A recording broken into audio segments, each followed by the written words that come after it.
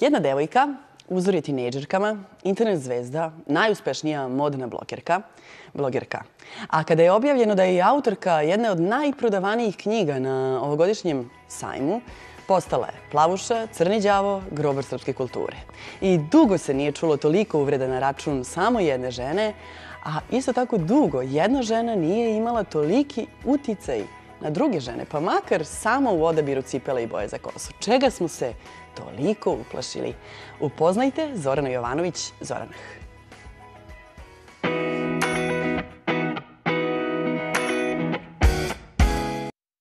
Presavršena. Ovako je opisuju tinejdžerke koje su satima u redu čekale da kupe njenu knjigu. Stariji pak kažu da se ne mire sa činjenicom da je na proteklom sajmu knjiga modna blogerka Zorana Jovanović bila čitanija od ruskih klasika. Knjigom Život i stil podelila je Srbiju. Za mlade novi idol, a za starije devojka koja pravi slikovnice. Modna blogerka Zorana Jovanović rođena je 1990. godine u Beogradu. Studirala je dizajn na Akademiji del Lusso u Milanu, a modni blog pod nazivom Zoranin modni kutak počela je da piše 2011. godine. Počet ću od ove majice što je na meni, dakle u pitanju je Urban Outfitters. Potpuno sam poludela za side boob cutout majicama, tako da sam ih uzela gomilu. Dakle, isto ovako, samo crnu. Za kratko vreme, Facebook, blog, Instagram i YouTube preplavile su stotine njenih fotografija i video snimaka, a desetine hiljada devojčica koje bi rado posjedovale njen garderober uzvratile su lajkovima i komentarima. Kada i šta obući, kako negovati kosu i lice i uz koju pesmu preboleti staru ljubav. Samo su neki od savjeta koje svakodnevno nudi ova blogerka. Da bi pokazala da njeni savjeti nisu prazna priča, Zorana je otvorila i online prodavnicu garderobe. Mlada blogerka još jednom potvrđuje da o čitalačkim, ali i modnim ukusima ne treba raspravljati, jer pokazuje da se od lajkova i tweetova može dobro živeti.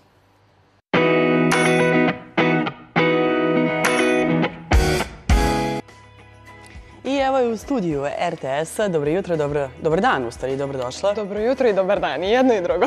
Pa kakvi su to ljudi? Malo pre sam lepo najavila na Twitteru da dolaziš, želeći jako da porazgovaramo. I neki komentar prvi, posle više nisam ni gledala, bilo je za Rona da gostuje na javnom servisu. A što? Pa ljudi jednostavno imaju predrasude i ljudi u ovoj zemlji su do skoro mislili da sam ja svoje zanimanje izmislila. I da se niko drugi ne bavi ovim poslom i da je meni bilo jednog jutro dosadno i da sam tako rešila da izmislim sama svoje zanimanje dok ona razmažena devojčica, tako da predrasude su čudo, ali šta da radim? Ja nekad mislim da bi oni voljeli da smo neka marsovska televizija i da uopšte ignorišemo, ali nećemo da ignorišemo. Voljela bih da te upoznaju tinejdžerke, te znaju, ali njihovi roditelji. Voljela bih da te upoznaju, voljela bih da ti ja upoznam, pa zato hoću da te pitam, videla sam ovdje jednu slatku devojčicu na početku tvoje knjige, koja ne znam koliko godina ima u tom trenutku. To je Zorana Jovanović. A ko je Zorana Jovanović? Zorana Jovanović i Zorana su apsolutno ista osoba. To što neko misli da je Zorana nadimak, da je alter ego, da je ko zna šta sve ne, ja sebe predstavljam u svojim videima, u blogovima i na Instagramu baš onako kako ja jesam. I delim sa svojim pratiocima i dobro, i loše, i tužno, i srećne vesti, i svoje poslovne uspehe i svoje na neki način privatne nedaće, sve, i mislim da tu nema neke velike razlike između te dve osobe. Ajde da proverimo sad. Baš da proverimo. Dakle, voljela bih da upoznamo tebe 2011. Zorana ima školu. Završila je i to Akademiju u Milanu, je li tako? Završila sam je u Beogradu, to je Italijanska akademija del Lusso. Ja sam završila smjer za stiliste i blog je nastao u stvari tako što sam ja želela da imam neki svoj CV, portfolio, svojih kombinacija da bih mogla da nekog drugog obučem. Studirajući to, shvatila sam da ja tim poslom ne želim da se bavim i da je meni to ne mogu kažem da je dosadno, ali jednostavno nije lako raditi sa drugim ljudima. A moj blog je krenuo u nekom pravcu da sam shvatila da mogu da zaradim od njega i da to postane neki posao, tako da sam taj posao stiliste stavila na neku drugu stranu i fokusirala se na svoj blog i uspela. A o čemu si sanjala tada? Tada da mi je neko rekao da ću da se bavim bilo čime i da ću da živim od ovoga, mislim da bih mu rekla da je lud. Jer sam ja živela do tog momenta, recimo godinu dana prije toga, u jednom balonu, zaštićenom balonu, gdje jedna normalna porodica, srednja klasa koja je išla na letovanje, na zimovanje, jednostavno nije bilo potrebe da ja sad tu nešto mnogo radim. Zaštićeno dete, jednostavno. I to s jedne strane koliko god je bilo dobro za mene i za tu činjenicu da nisam morala da brinem ni o čemu, sa druge strane je bilo jako loše. Jer jednostavno ne stvore se te neke radne navike, nešto. Međutim, moji roditelji su mene vaspitali tako da pokazali su mi kakav život mogu da imam i objasnili su mi da moram da radim za njega. Pa da, sticajem okolnosti nesrećnih su te ostavili da se boriš za taj život. Tebi je te godine 2011. ostala si bez... 2010. mi je, da, umro tata u oktobru i 2011. se mama razbolela. Da. I to je bila, ako mogu da razumem čitajući neke stvari o tvom životu, zapravo jedna užasno bolna prekretnica gde si mogla da padneš i da propadneš, a izabrala si drugo. Pa, u jednom momentu ja jesam krenula da padam i onda sam skapirala da moram nešto da počnem da radim sa svojim životom da bi se prosto digla i da bi nekako prešla preko svih tih teških trenutka. Treba mi je u stvari izgovor da izađem iz kreveta. Jer sam u tim nekim trenucima mesecima spavala. Ustanem, odem na fakultet u Trenac i raščupana i vratim se kući, legnem da spavam i spavam do sutradan. Tako da moj život je bio... Koliko je to trajalo? Pa to je trajalo od nekog, recimo, početka novembra, sredine novembra, pa dok nisam napravila blog, što je bilo početkom februara. Ti si tad imala 21 godinu. Da. U stvari nepuno 21, u maju sam napravila 21. Da. I zapravo onda ti je blog došao kao neka vrsta terapije? Da, to je jednostavno bio razlog da se obučem, da ustanem iz kreveta, da se našminkam, da odem negde jer treba se slikati, treba uraditi nešto. I mama u tim trenucima nije imala pojma šta sam ja to otvorila, čime sam ja to krenula da se bavim, šta je meni to postao hobi, već jednostavno slikala. I onda smo nas dve tu imale prepirke, čarke, ja sam joj pokušavala da naučim kako da me fotografiš, jer nije isto slikati za blog i za najnormalniju fotografiju. Nekako kada ljudi odu bilo gde na put, oni se trude da u pozadini imaju neki deo tog grada, nešto, a ja idem i tražim bele zidove ili tražim neke ćoškove. Tvoje lice lepše izgleda ako su beli zidovi? Ne, nego zato što da bi outfit došao do izražaja, jer je to ipak modni blog, nije blog za putovanje. I onda ima ljudi koji se bune, kao zašto bila si ovde, bila si onda, a ti slikaš zgradu, ne slikaš nešto. Međutim, sve to što je drugo odvlači mnogo pažnje. Prvi put pažnju na sebe si skrenula u širim krugovima, na jednoj blogomaniji kada si rekla da zarađuješ, ili neko drugi to rekao umjesto tebe, ali je 5.000 evra mesečno. Koliko zarađuješ? Mislim, je li to isto? To je bilo pre 2 godine. Cifre su se promenile, naravno, ali ja nisam neko... Na bolje, pretpostavljam. Da, ali ja nisam neko ko želi da polemiše o tome koliko zarađuje, zato što je, nažalost, situacija u ovoj zemlji toliko takva kakva jeste i ljudi imaju plate takve kakve imaju i tada sam to rekla... Da li je to dovoljan razlog? Dakle, da ako ti u jednoj siromašnoj zemlji gde ljudi jedva preživljavaju i izađeš i kažeš im da zarađuješ koliko oni za godinu dana, da li je to dovoljan razlog da te... Pa mislim da svako krojač svoje sudbine. Meni ne padaju te pare sa neba. Ja radim, teško radim... Koliko sati radiš dnevno? Ne postoji broj, zato što, evo, noće zaspala sam u 6:30 editujući neki video i pripremajući neke stvari koje na kraju nisam ni uspela da pripremim. Ustala sam čak i ranije nego što sam trebala da bih snimila video. Posao je lak u smislu, ja ne radim težak fizički napor, međutim, jako iscrpljuje, tu treba znati boriti se sa svim što ovo nosi i sreće pa sam ja nekako naučila da sklonim jedno od drugog i da živim svoj privatni život na jedan način i da živim svoj, da kažemo, javni život i da me jednostavno ne mogu da kažem da me... Ne znam ni kako bi se izrazila. Jednostavno, mene te stvari ne pogađaju. Šta drugi ljudi kažu. Ja to koliko zarađujem u tom momentu nisam znala da... Mene je vaspitano. Ne, tad ja još uvijek nisam bila toliko u javnosti da bi ljudi znali za mene. To je bila jedna blogomanija gde su bili uglavnom blogeri. I mi smo tu delili naše... Prosto svako je pričao o tome kako on radi, šta radi, na koji način. I koliko god to iz ovog ugla sada bila jedna zanimljiva, da kažem, manifestacija. Sa druge strane je puna ega. I ljudi su to shvatili jednostavno na drugačiji način i to se tada... Ali pretpostavljam da su profesori, lekari, ljuti, nekako besni? Imaju li prava da budu ogorčeni kada vide da jedno mlado čeljade zarađuje pare koje realno bi trebalo da oni mogu da zarade? Pa, da je situacija u ovoj zemlji drugačija, oni bi zarađivali mnogo veći novac. Međutim, situacija je Možeš li takva... da ih razumeš? Dakle, možeš li da razumeš? Naravno da mogu, ali ni ja ne mrzim ljude koji zarađuju više od mene. Postoje blogirke u svetu, italijanska blogirka Chiara Ferragni je pre te godine, kada sam ja to bila rekla, ona je te godine zaradila, čini mi se, 10 miliona eura od bloginga. Sad samo što je ona ima firmu po pola sa svojim bivšim momkom, oni to dele na pola, pa tu ide i porez. Tako da je ona bila otprilike negde u plusu 2,5 miliona, ali... Koliko pratilaca imaš sada? 300.000 na Instagramu ću da udarim danas. Na YouTubeu imam 103.000 subscribera i na blogu otprilike imam nekih 80.000 unik ulaska svakog meseca. Ako bismo, osim toga da lepo izgledaju devojke koje prate tvoj blog, kao podvukli da je to negde osnovna poruka, šta je ono što ti želiš njima da poručiš? Šta su poruke tvojih blogova? Postoje razne. Što se tiče bloga kao bloga, tamo je orijentisan isključivo na modu i ja tamo stavljam isključivo outfit postove i tamo su jednostavno stvari koje da li žele da kupe, da li mogu da vide, da li mogu da nađu inspiraciju kako da uklope određene stvari. Na YouTube-u su malo drugačije stvari. Preko kozmetike i šminke u smislu ovo kupite, ovo je dobro, na ovo treba da date malo više novca zato što je fenomenalno, ovo ne trebate da kupite uopšte jer ne valja. Do toga da imam neke sa njima draga savete videe gde im objašnjavam kako sam se ja nosila sa razvodom svojih roditelja, sa gubitkom prvo jednog roditelja, pa sa, dobro, o maminom slučaju još uvijek nisam pričala, ali jednostavno delim sa njima savete kako da prebrode neke svađe sa prijateljima, kako da nauče ko su im pravi ljudi u njihovom životu, ko nisu. Nisi li premlada za to? Pa, sticajem okolnosti, sa svojih 25 godina sam prošla mnogo toga. Izgubila sam mnogo bitnih ljudi u svom životu.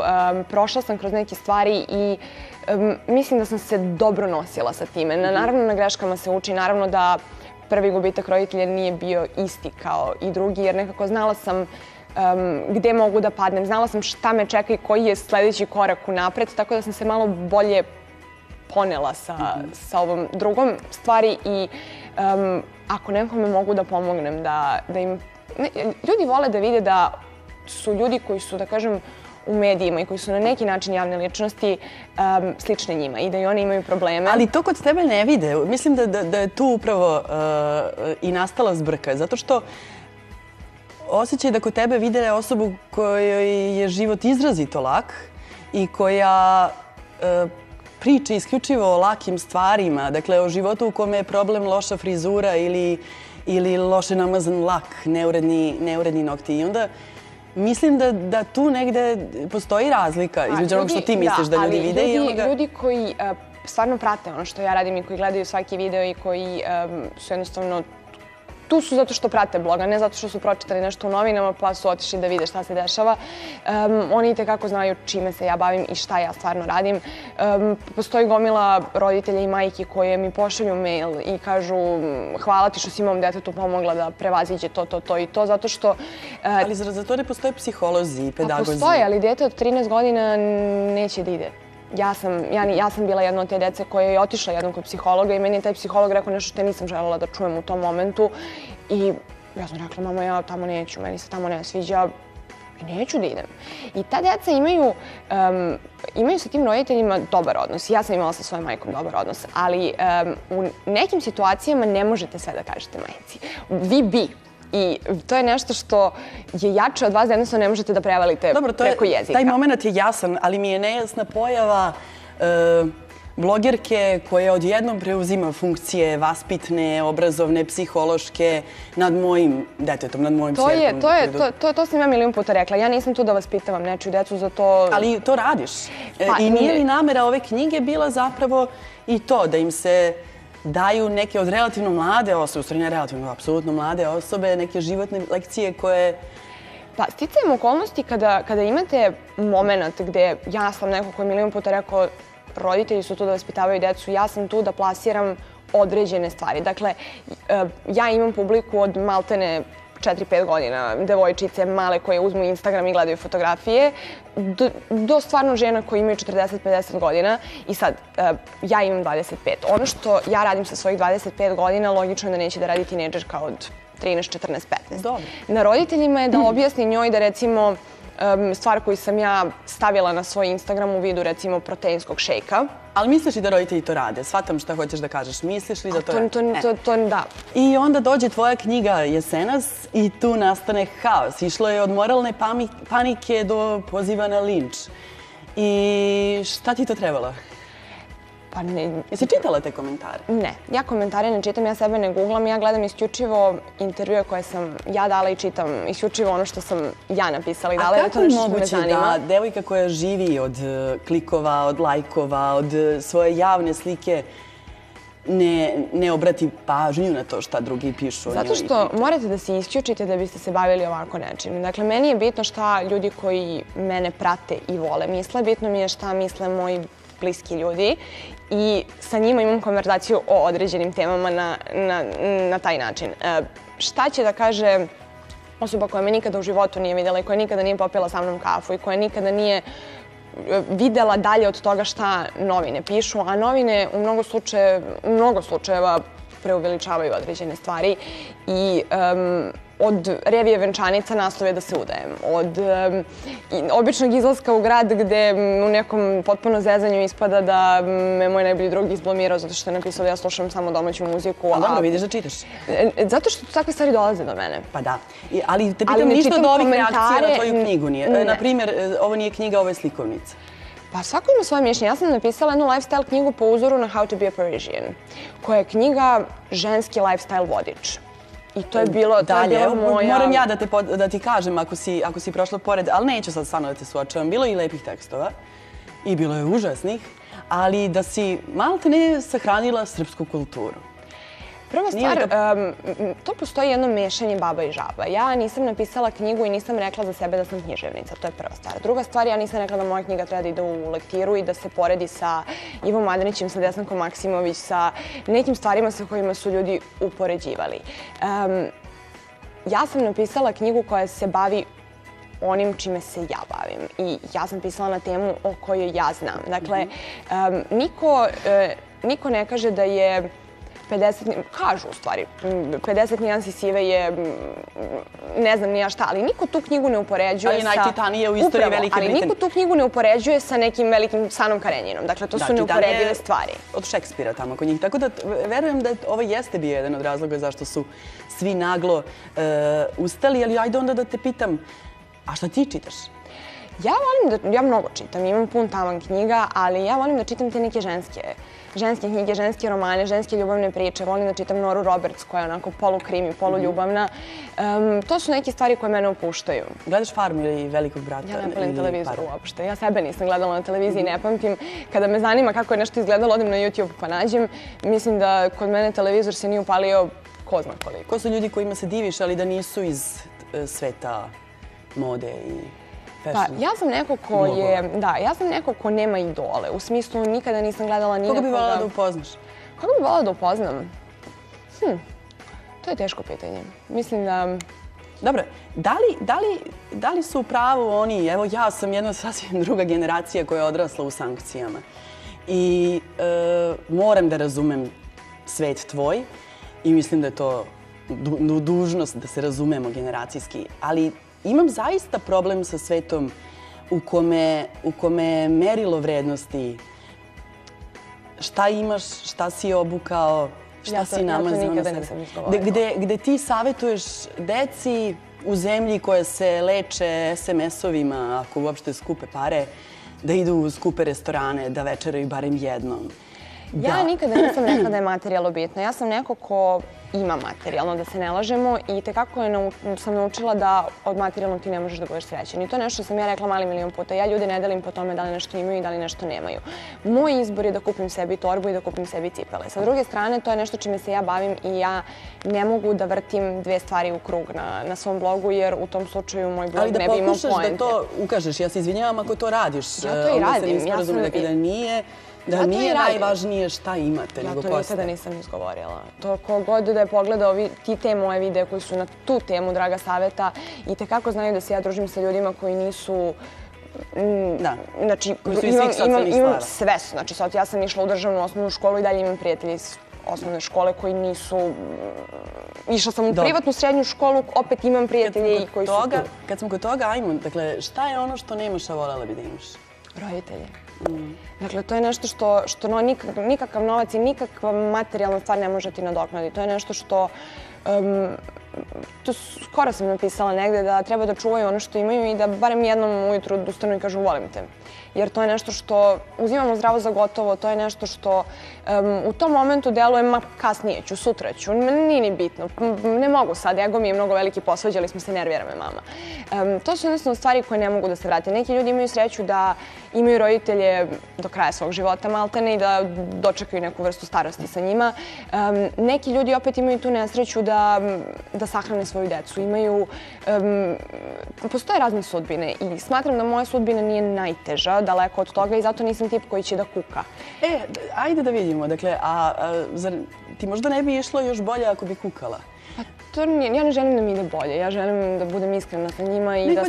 Hoću da te pitam, da li u Srbiji takvoj kakva je, imaš osjećaj da bi možda bolje prošla ako bi bila malo jadnija, malo nesrećnija, malo manje lepa? Ja nisam neko ko kalkuliše. Ja u ovaj posao nisam ušla sa planom i programom kako ja da budem uspešna i kako ja da prodam 9 izdanja svoje knjige i kako da budem najpraćeniji modni bloger u Srbiji i kako da imam 300.000 pratilaca na Instagramu. Dakle, to su stvari koje su se meni dogodile zato što sam bila ovakva kakva jesam. A to je iskrena i svoja. Tako da, jednostavno... Ja samo pitam da zamislimo da je drugačije? Ne želim da zamišljam, zato što to onda ne bih bila ja. Dakle, ja nisam neko ko se folira i ko će od sebe da pravi ni mučenicu, ni jadnicu, niti nekoga koji je iznad onoga što jeste. Ja sam neko ko je potpuno realan i čvrsto stojim na zemlji. Ja sam neko ko za sebe kaže da sam klošar koji voli da sedi na podu. Ja sam neko ko uvek, znači ima taj video koji se zove, ja bih uvek pre izabrala kafanu i rakiju nego šampanjac i neki bali i ostale stvari. Dobro, nećemo ni u kafani ni u šampanjacu u ovom terminu, ali to su neke stvari koje... Jednostavno, materijalno i novac su sve samo ne... Naravno da olakšavaju život i naravno da je lakše sa time, ali neke stvari time ne može se kupiti. A škola, ajmo za tinejdžerke, škola je... Ja sam završila fakultet, škola je jako bitna. Jedan blog o važnosti škole, molim. Bilo je i toga. Hvala ti što si bila naša gošća. Gledajte Tako stoje stvari, gledajte i dalje, vraćamo se za nekoliko minuta.